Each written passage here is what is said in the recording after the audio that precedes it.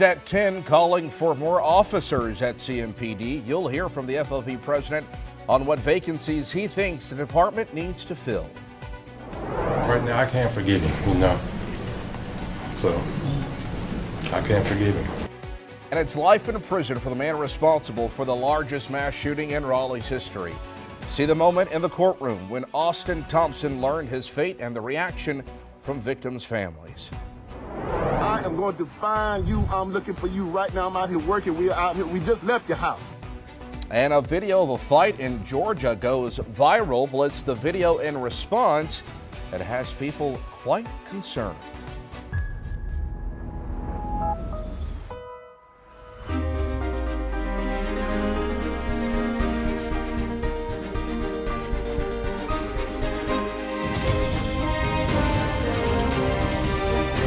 Queen City News starts now. Tonight, CMPD Chief Estella Patterson is looking to recruit more officers to the department, and now she's turning to state leaders for help. Thanks for joining us for Queen City News After the Game. I'm Matt Stell. Citing unnoticeable shortage in staff, Patterson believes a decent pay increase will lead to more people wanting to take the oath. Queen City News reporter Shakira Speaks talked with the president of the local Fraternal Order of Police about what the department could do. Charlotte-Mecklenburg Fraternal Order of Police President Daniel Redford says the issue is surrounding agencies offer extremely competitive pay and benefits, making the positions more attractive to new and experienced officers. Charlotte-Mecklenburg Police Chief Estella Patterson told state leaders in Raleigh the department needs nearly 300 officers to fill vacancies. She says it's her top priority. As our city is growing, we have to make sure that we got enough resources. We can only rely so much on technology to be those force multipliers. We have to have officers in those seats. She says that requires at least a 10% pay bump and better incentives to recruit and retain officers. She also suggested a take-home vehicle. Charlotte-Mecklenburg Fraternal Order of Police President Daniel Redford has been pushing for that for years. It's not the days where people would join a police department because that's what their father did or their grandfather did, because they see it as a calling and a career. They see it as a job and they see it as an opportunity to get by for now. And when something better comes along, they walk away. Redford says Charlotte is well below the median salary for public safety across the nation. Current starting pay for CMPD officers sits around $59,000 a year for new officers, with a $7,500 signing bonus. In Huntersville, the starting salary could reach $80,000, with officers getting a take-home car and a $3,900 annual incentive for living within the town limits. Redford is also asking for better health care and retirement benefits. Anybody employed and hired in Charlotte after July of 2009, they don't get health care when they retire. For police, spending 30 years defending the city, seeing the city's worst day in and day out, for the city to wash their hands of them when they retire, that just doesn't sit well with us. We have to make sure our employees have the tools they need to be successful so that we can make our city the safest that it can be. Shakira Speaks, Queen City News. Let's switch over to some weather now as we join Chief Meteorologist Tara Lane here in the Pinpoint Weather Center. And Tara, as we move into the weekend, we are in for a very nice Valentine's Day. It's looking pretty good. Hopefully your heart is made warm, because it'll be pretty warm out there as well. It is going to get a little bit warmer compared to the chill that we're feeling in the air out there, bundling up a little bit more again tonight as temperatures are falling already. We've got 43 degrees outside of our studios, but we'll be waking up to some 20s and lower 30s out there again, kind of like we had early this morning if you were up and at it early enough. And look at that. You can see the banner at the bottom of the screen. Washout of a day coming up on Sunday. So not tomorrow. Tomorrow, if you do have any outside plans for Valentine's Day, maybe taking a little hike or something on one of the area trails, weather is looking pretty good until much later on in the evening and overnight especially. But as I said, 43, that's also at the airport at Charlotte. The wind is nice and calm and the air is still pretty dry with those dew points hovering in the lower 20s. And already you can see the colder spots outside of the city. Albemarle, friends, sitting at a colder 31 right now. We've got 33 in Salisbury, down to freezing already in Lincolnton, mid 40s in Hickory, and upper 20s and lower 30s for you all up in the mountains. shutdowns. If you're maybe heading out to breakfast or brunch in the morning, again, no weather issues, just going to be a cold start, but already we're warming into the mid-50s under lots of sunshine by noontime or so. So Saturday afternoon, you can see all the widespread heavier rain, even some thunderstorms here off to the south and west. That's more to our west, but that storm system, area of low pressure and warm front trailing cold front, is going to continue to move into the Carolinas and the mid-Atlantic right on into Sunday. So coming up in my pinpoint weather forecast, I'll show you a more specific and closer look at the timeline and just how much rainfall you could see in your neighborhood. This much needed beneficial rain coming up. That's in a few minutes. Yes, indeed, Tara. Thank you. And you can stay up to date on the conditions by using our Pinpoint Weather app. Still free to download in the App Store and on Google Play. Well, we've now learned that more than 570,000 gallons of wastewater spilled out into southwest Charlotte earlier this week. It happened Wednesday in the area of South Tryon. The overflow estimate shows that the water could have passed through a damaged pipe, which was last inspected in August. Austin Thompson will spend the rest of his life behind bars. That was the decision in the courtroom today for the young man who killed 5 people during a mass shooting in Raleigh back in 2022. Deanna Harley was there when the judge read aloud his decision. The first-degree murder of James Thompson, I'm ordering incarcerated for a term of life without the possibility of parole. The first of 5 life without parole sentences handed down to 18-year-old Austin Thompson today, over 3 years after he shot and killed 5 people, including his then 16-year-old brother James in 2022. The sentence matched the crime. In January, Thompson pleaded guilty to shooting his brother and then stabbing him 57 times in the neck before walking through Raleigh's Headingham neighborhood and killing Nicole Connors and her dog Sammy, Gabriel Torres, Mary Marshall, and Sue Carnatz. Thompson also shot Lynn Gardner and Raleigh police officer Casey Clark. They survived. Both of them testified during the hearing, as well as family members of those killed. I felt a sense of responsibility to be here for Nicole and Sammy, and it's just the least I could do, man. While sentencing Thompson to a lifetime in prison with no chance at ever being free, Judge Ridgway said he did not buy into the defense's argument that Thompson was in a depersonalization episode brought on by acne medication. Instead, the judge pointed to internet searches the defendant made about school shootings, famous serial killers, and specific details about the murders he'd eventually carry out, including searching whether someone screams when stabbed in the neck. Defendant's crime were the product of months of fantasizing, planning, and preparation, and not the product of transient immaturity. It's a day that changed Raleigh forever, marked as the largest mass shooting in the city's history. This is something that certainly eroded, I think, all of our senses of security. These people were coming home at the end of the day, right? Very normal day-to-day life. I think we would all see ourselves in the things that these victims were doing, at that moment when their lives were cut short. Outside of the courtroom, some family members of victims say Friday sentencing is the start of some sort of closure, but that it'll never fully be over. I never heard Austin apologize. I never heard him, never seen any regrets. So right now I can't forgive him, So I can't forgive him. Judge Ridgway echoing the impact the murders have had on the victims and the city as a whole, saying life in prison without parole is the only fitting option. Court concludes that the answer to the issue before the court at this hearing is yes. Austin Thompson is the rare offender whose crime reflects irreparable corruption. Investing in mental health services in North Carolina schools. That's the plan for the state's Department of Public Instruction as they begin handing out $11 million to help support psychology training as well as recruitment and retention efforts. It comes from more than $200 million going out nationwide to help schools support that initiative. Well, you're looking live tonight at the nation's capital, where there's just under 2 hours left to fund the Department of Homeland Security before a midnight shutdown. Lawmakers are still divided over immigration enforcement and have failed to come to a deal to keep the agency funded. But as Raquel Martin reports tonight, the effect of funding running out could possibly be felt from outside of DHS as well.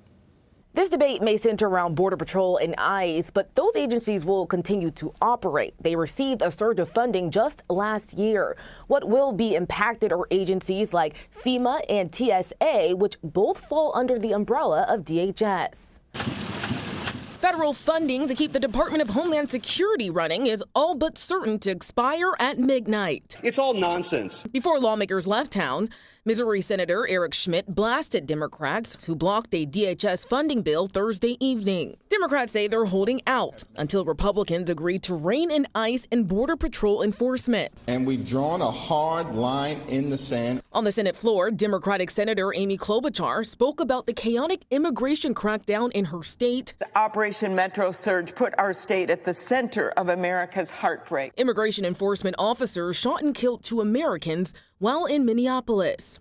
Her final words to the officer who shot her, "I'm not mad at you." Since those fatal shootings, the Trump administration has agreed to deploy body cameras, but are rejecting Democrats' demands to ban officers from wearing face masks. I'm here to protect them because they're protecting us. Leaving the White House Friday, President Donald Trump praised federal agents. Remember, they've taken out hundreds of thousands of criminals out of our country.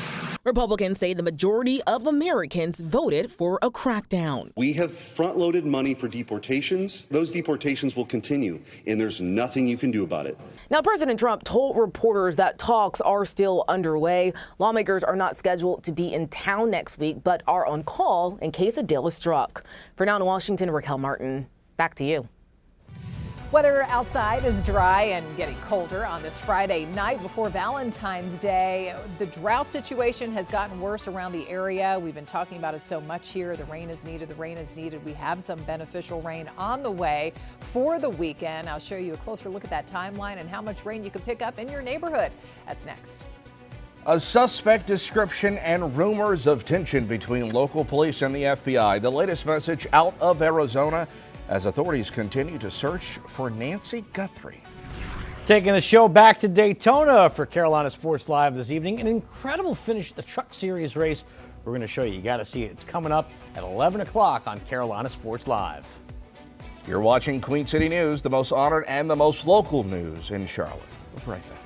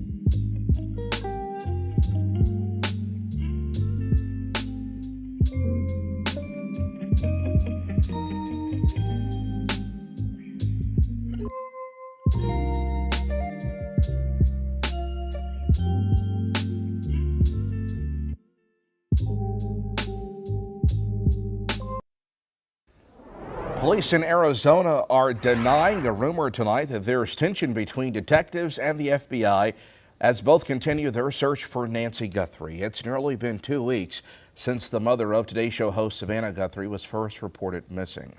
There are new details available about the suspect in Guthrie's kidnapping, but authorities are still asking for the public's help. They say the man in this Nest doorbell video is somewhere between 5'9" and 5'10". The Pima County Sheriff's Office says the Guthrie family has still been fully cooperating with their investigation, even amid accusations of them being involved are still spreading online. It was just getting crazy out there with the accusations about the family. Come on, people. You can't accuse people of a horrific crime like that and not have any facts behind it. People really want to help. I get that. I really do get that. But sometimes that help is really hurtful. And as far as a suspect or a possible person of interest, the Pima County Sheriff says, quote, nobody is ever eliminated. Plenty of events happening around Charlotte this weekend, like Daytona 500 watch parties and some honoring Black history. So just scan this QR code with your phone. It'll take you to a story on our website, qcnews.com, for a list of what's going on over the next couple of days. You're looking live tonight at Gastonia, where love and cold temps are in the air on this Valentine's Day Eve, but things will warm up. And Tara, looks like we'll have a nice start to the weekend before all that rain moves in Sunday morning. Rain. It's going to be a good old-fashioned rainy Sunday. A washout, huh? Not the winter weather that we were talking about for those 2 weekends in a row. So this is just plain rain. We'll take it. We will take it. And you talked about warming temperatures. We will be a little bit warmer tomorrow. And even though we've been running a little closer to normal and temperatures, I would call it comfortably cool out here the past couple of days, we have another big warm-up that's in sight going into next week. Wait till you see that 7-day forecast. But Sunday will be a washout. Conditions right now looking live there in Banner Elk. Nice and tranquil weather. The wind is fairly light. We have mostly clear sky overhead. And again, because of that, all of those ingredients that allows temperatures to get a little bit colder, much like where we ended up this morning, which was a low right around 31 at the airport in Charlotte. 57 was our high this afternoon, so 1 degree above. The average was about 56 degrees these days as part of February. 29 though already. Checking out Albemarle. And so definitely some colder spots surrounding the city of Charlotte. 31 there. We've dipped below freezing in Lincolnton. 27. Friends up in Boone. We've got 32 in Jefferson and still some 30s to lower 40s down into South Carolina. But high pressure holding on for now. It's going to be moving out and allowing some of this moisture and cloud cover first to move in throughout the day tomorrow. So that's what we're going to see moving in tomorrow. For the most part, staying rain free though until much later tomorrow night. And I mentioned this before the break, and we've been saying this so much lately, just how much the rain is needed. Latest look at the drought monitor, this is updated every Thursday morning, shows more of an expansion here, really, of the widespread drought, severe drought conditions where you see that orange color. And I know your eyes are drawn to that red blob there into the east of Charlotte, covering most of Cabarrus and good part of Stanley County, Union County, stretching on up into parts of Rowan County, indicating level 4 out of 5 extreme drought in place. We have a little bit of that down into sections of South Carolina as well. So we're running way behind here on the year by just over 3 inches. But overall, we have a pretty hefty rainfall deficit going. Still looking dry throughout the afternoon, most of the evening tomorrow for Valentine's Day, and warming up just a little bit. Nice warm up from how cold it will be in the morning, 62 degrees. Cooler though with that rain overspreading the region on Sunday due to that area of low pressure and warm front and trailing cold front just pushing all that moisture in. So we start with beautiful sunshine tomorrow morning, but notice that veil of clouds working in from the south and west throughout the day. It is possible that by say 9 to 10 o'clock or so, a little bit of spotty light rain could start to move in from the south and west and parts of the area. It's not going to be anything heavy or widespread just yet. That comes starting Sunday morning, especially across the mountains, foothills, northern tier of the state. We'll get some of the heavier rain in the morning before it just pretty much takes over the entire region. Look at this by 3 p.m. and beyond. And look at those bright colors. Charlotte points east, getting in on some of the heavier batches of rain before it finally kind of moves out and tapers off by early Monday morning. But good soaker ahead, anywhere from about ½ of an inch to even up to 1 to 2 inches of rain possible, where we saw some of those heavier areas of rain east of Charlotte along Highway 74. So again, for the most part, ½ inch to around an inch of rain for a good part of our neighborhood, most of our neighborhoods. But this is what you're going to be waking up to tomorrow morning with the dry weather to start, mid-20s to lower 30s. And then nice warm up tomorrow afternoon, 62, 50s with the rain on Sunday. And there's the bigger warm up I was talking about for this time next week. Highs are back in the low and mid 70s. A video of a fight in one Georgia town has gone viral, but it's the response from the county sheriff on Facebook Live that now has the community asking questions. We'll tell you why in just a bit. There's a live look over Independence Boulevard on the east side of town. You're watching Queen City News, the most honored and the most local news in Charlotte.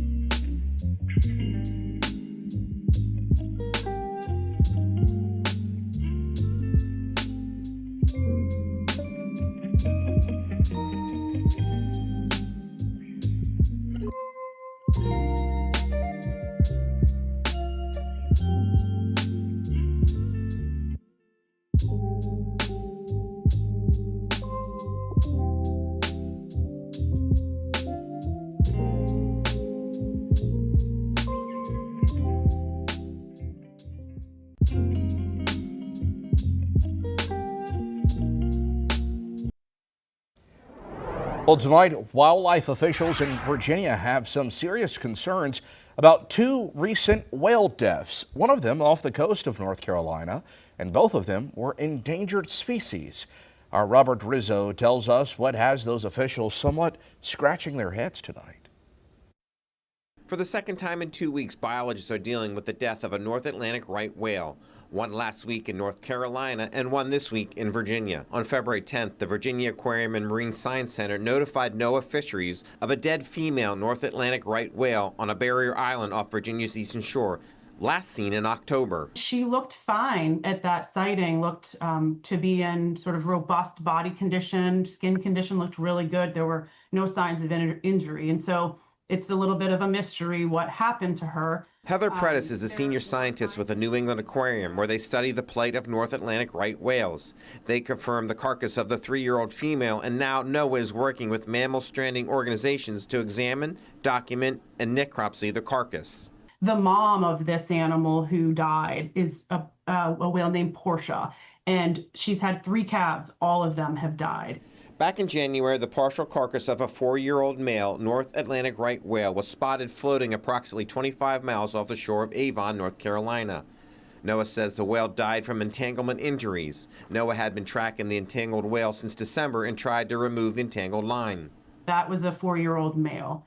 And so his story speaks to the loss of, yes, an individual, but also the connection to the threat of human activities with this population. According to NOAA, the primary cause of death of whales are entanglements in fishing gear and vessel strikes. The North Atlantic right whale is considered to be a critically endangered species with an estimated population of about 380, with only 72 reproductive females. This last case, this 3-year-old female, is, I would argue, more devastating because you're removing a female, not just one individual, but you're removing all of her potential future reproduction. Several agencies are involved in the investigation of the death of the whale on the eastern shore. NOAA will be releasing a report on their findings. A live look at the Nantahala Outdoor Center in beautiful Bryson City there. Wow. You're watching Queen City News, the most honored and the most local news in Charlotte. We'll be right back.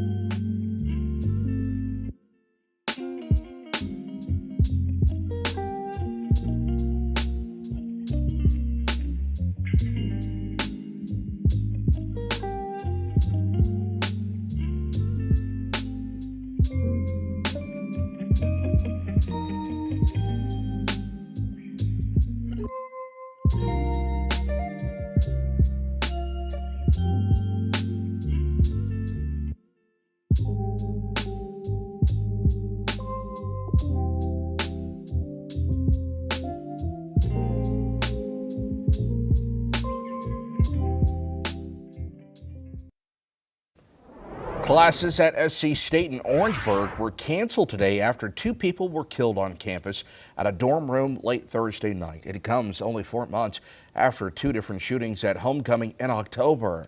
Hannah Baker has more on the response from the city's mayor as students remain concerned for their safety. Classes are canceled today here at South Carolina State University as the investigation into the shooting is underway. Orangeburg Mayor Michael Butler tells me violence has no place here and the focus now is safety and support. The South Carolina Law Enforcement Division is investigating a Thursday night shooting that left 19-year-old Henry Crittington and 18-year-old Terrell Thomas dead. We're told the men were visiting a third victim, an SC State student who was injured in the shooting and remains hospitalized. The shooting happened at the Hougini Suites student housing on South Carolina State University's campus. It's scary. It's a loss for words. We shouldn't have to go through this. We shouldn't have to be.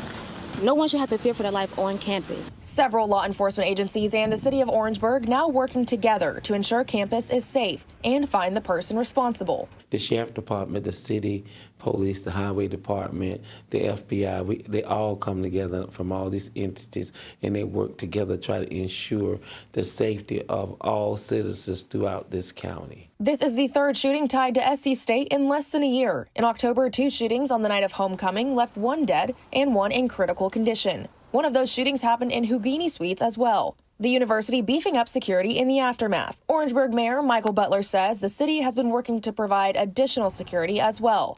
They added the 911. In the city limits, we have beefed up our protection as far as having cameras everywhere. Classes are canceled through Monday, but students I spoke to are questioning whether enough has been done, saying they need more assurances to feel safe. How are we going to take the proper precautions to make sure that it doesn't happen again? I feel like security needs to be better. Mayor Butler says the city is working closely with university and law enforcement as the investigation continues.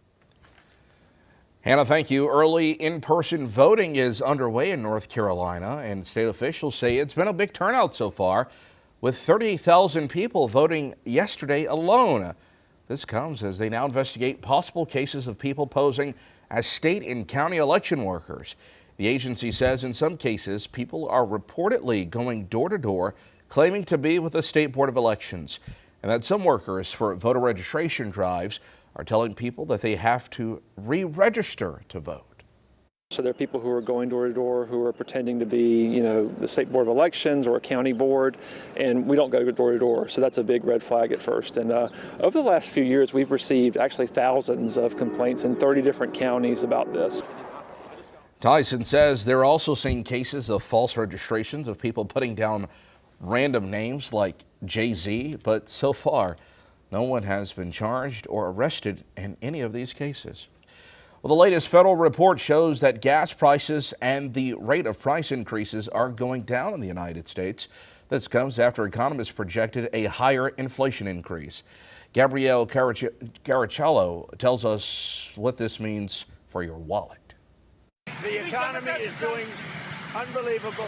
Good news for the Trump administration as the latest consumer price index report shows inflation rose less than expected in January. We had the worst inflation in the history of our country, and now we have very modest inflation, which is what you want to have. At 2.4%, the annual inflation rate is the lowest it's been since 2021. The target of near 2% inflation is what we want to get back down to. We've been above that for roughly 58 months. Bank rate financial analyst Stephen Cates. Prices are still rising. That is what this means, is they're rising at a slower pace than they used to be, but they're still rising. Service prices like airline fares and music streaming subscriptions are up. Those were offset by other areas like the decline in gas prices and the price of used cars. The impact on your wallet depends on how you spend your money. If you spend a lot on gas, then the lower gas prices are really meaningful for you, really helpful for you. If you don't go out to eat as much, then you're not going to be noticing that those prices are up 4% annually. The new numbers come as politicians continue to make affordability one of their top issues heading into the midterm elections. In Washington, I'm Gabrielle Caracciolo. Well, films are bringing strong revenue to North Carolina. The latest report from the Department of Commerce says film and TV production spent more than $185 million in North Carolina last year, with 38 productions filmed across the state, including Hunting Wives Season 2, which is filming right here in Charlotte. It's stimulating the workforce as well. Those productions brought in more than 7,000 job opportunities as well. Well, in Chatham County, Georgia, the talk of the town this week is safety after a Facebook Live video from the Chatham County Sheriff about a beating in the city of Pooler. As Nakia Harris reports, it's what was shown during that sheriff's message that now has everyone talking. The viral video shows a beating in the Walmart parking lot in Pooler. The Chatham County Sheriff's Office is looking for Williams, who is accused of orchestrating the attack and is wanted on aggravated assault charges. I am going to find you. I'm looking for you right now. I'm out here working. We're out here. We just left your house. Chatham County Sheriff Richard Coleman made these comments during a Facebook live stream Wednesday, recorded near the scene of the attack. But when he held up a mugshot, an address was visible, and the person I spoke to is now frightened. I have not been asleep. I feel unsafe because I don't know what could happen. Because my address is broadcast. I hear it's all down in Brunswick. It's all over. She says she also felt the sheriff was threatening her and insists she doesn't know anything. Now tomorrow I'm going live in front of your house. dead in front of your house. I'm cutting off all your utilities. I feel threatened by him that utilities are going to be turned off and he's going to have a Facebook Live in front of my home. She says statements like that made publicly can put people not accused of a crime at risk. I'm not knocking him from doing his job, but I feel like we should have been owed an apology. They easily said an area. I've seen it several times. They referred to as the 400 block or something. No, they were called the subdivision. It was just very unprofessional and unsafe. Well, it's a one-man cleaning crew in the town of Sioux Falls, South Dakota, as Cam Lynn considers his favorite pastime both physical therapy and an effort to spruce up his neighborhood. Pierre Groton tells us about this daily patrol. Cam Lynn covers a lot of ground tooling around the south side of Sioux Falls in his electric scooter. I've been as far as Western Avenue, but that's a little far. So 6 to 8 miles.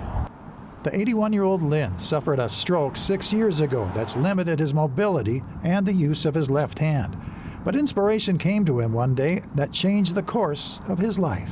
I was driving around the neighborhood when I first got the scooter, and I saw that stuff laying along the curb, and I thought, gee, I can do something to make myself worthwhile and get some exercise. Lynn has since become a one-man cleanup crew, picking up after others who toss trash into the streets. I just find some weird stuff. I found 2 or 3 pair of scissors, found one bag of pot, which I presumed it was worthless, so I threw it away. I should have maybe kept it.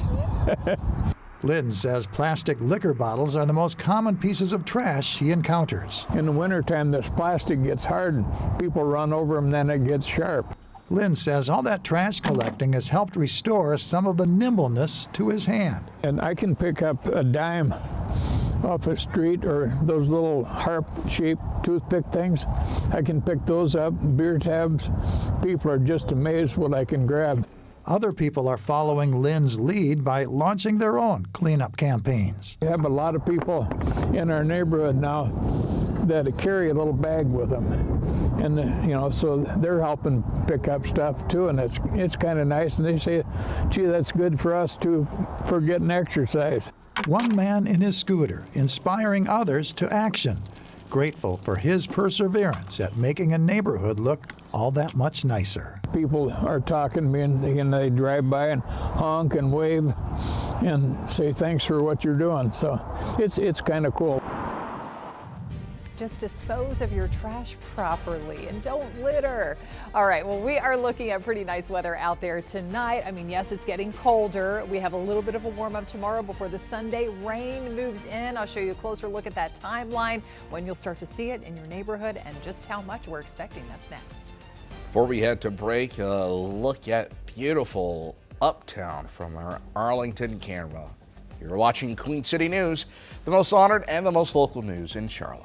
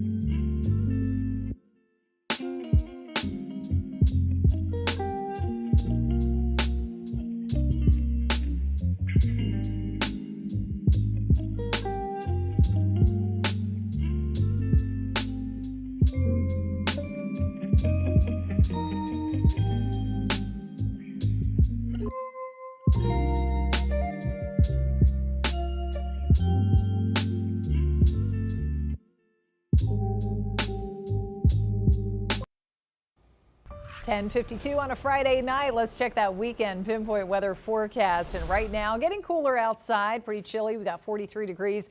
The wind is nice and calm. Dew points are sitting in the low 20s, so the air is dry. And with that combo of the mostly clear sky and pretty much calm wind, and we've got the dry air that allows temperatures to cool down quickly. So look at this. We're already down to 27, you all, in Stanley County. Around Albemarle, we have some colder spots there. Salisbury as well, below freezing.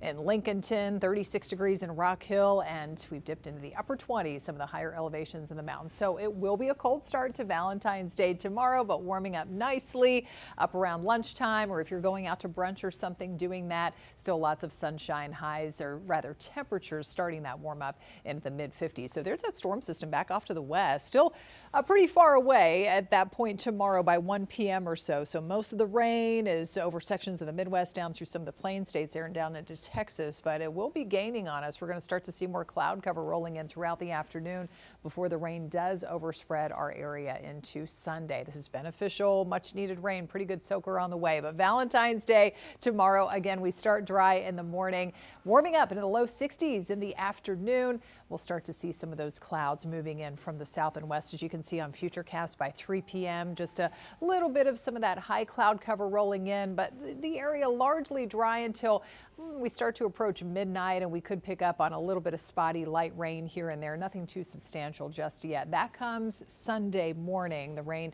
does get a little more widespread, heavier, especially across the mountains, some of the foothills neighborhoods, the northern tier of the state, before it just takes over pretty much the entire map there by mid to late afternoon on Sunday. That's why we're calling it pretty much of a washout of a day from morning through the afternoon and evening. At some point, you are guaranteed to get that rain, and it will be quite heavy, especially later in the day. East of Charlotte, you can see all the brighter colors, some heavier showers out there before they start to kind of lift out a little bit and break apart and taper off. Later we get into Sunday night, and they'll be pretty much over and done with by later Monday morning, but not before giving us anywhere from half of an inch to even an inch or two of some of that needed rainfall. Some of those higher totals expected east of Charlotte along Highway 74 and down to parts of South Carolina. Mountain forecast for you all looks pretty good for tomorrow. Partly cloudy, temps warming up into the low 50s. We're cooler Sunday with the rain around. Clouds linger through the first half of next week. A little bit of sunshine, but notice what happens to temperatures. 61 degrees in the mountains by Wednesday afternoon. But here tonight, we're doing the opposite. We are just getting colder. This is what you're going to be waking up to tomorrow morning. About 26 in Albemarle, upper 20s around some of the foothills areas, about 32 in the Queen City, but about a 30-degree warm up tomorrow afternoon, 62 degrees with those highs in the low 50s up in the mountains. So cooler on Sunday with the showers around. President's Day on Monday, we're getting back up close to 60 and 70s. Return to the forecast by this time next week. You're watching Queen City News, the most honored and the most local news in Charlotte. We'll be right back.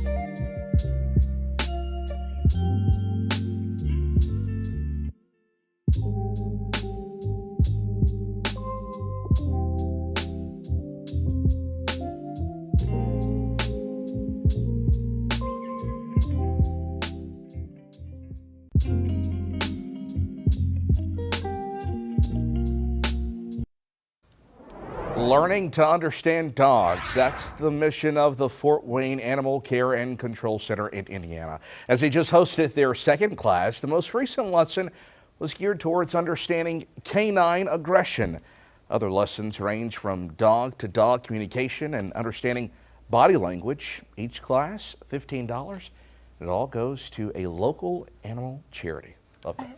I think the dogs are going to be pretty happy to be outside tomorrow, like the people too. I agree. Valentine's Day, maybe. But yeah, we are still going to be dry. Temperatures after such a cold start in the morning, 20s and 30s again. We're up to 62 in the afternoon. The doggies maybe not so happy about the weather on Sunday, but I think a lot of the people are happy because we do need some of that rain. We're going to get some good beneficial rain to wrap up the weekend. You mentioned that drought earlier today. Anything that'll help that drought. Right. We'll so take it. A little bit of help. Yes, indeed. Carolina Sports Live is coming up next.